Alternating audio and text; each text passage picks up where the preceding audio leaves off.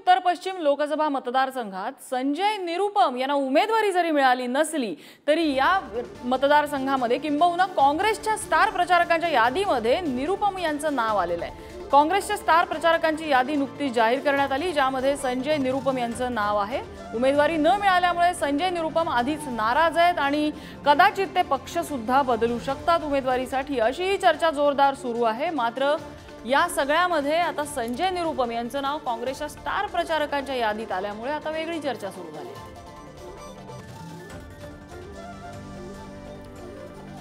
संजय निरुपम हे उत्तर पश्चिम मुंबई लोकसभा मतदारसंघातून उमेदवारीसाठी आग्रही होते, मात्र ही जागा शिवसेनेला सुटली आणि अमोल कीर्तीकर यांना या ठिकाणी उमेदवारी देण्यात आली आणि त्यामुळे संजय निरुपम नाराज आहेत। अजय माने आपल्याला अपडेट देतात। अजय, नाराज असलेल्या निरुपमांना आता उमेदवारी नाही, निदान स्टार प्रचारक तरी त्यांना बनवावं असा काहीतरी ॲटिट्यूड यामध्ये दिसतेय।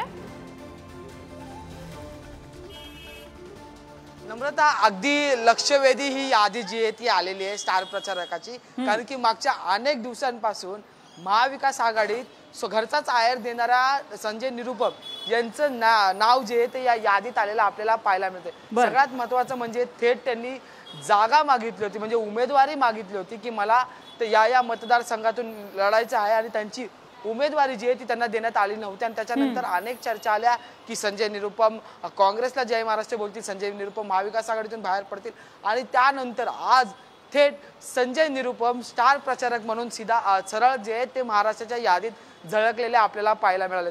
त्यामुळे आता जर पाहिलं लक्षात महत्त्वाचं राहणार आहे की संजय निरुपम आणि दिल्लीची काही चर्चा झाली आहे का, संजय निरुपम यांना शांत करण्याचा मार्ग दिल्ली दरबारी सुटलाय का, किंवा मग महाराष्ट्राच्या नेत्यांनी संजय निरुपम यांना शांत करून नक्कीच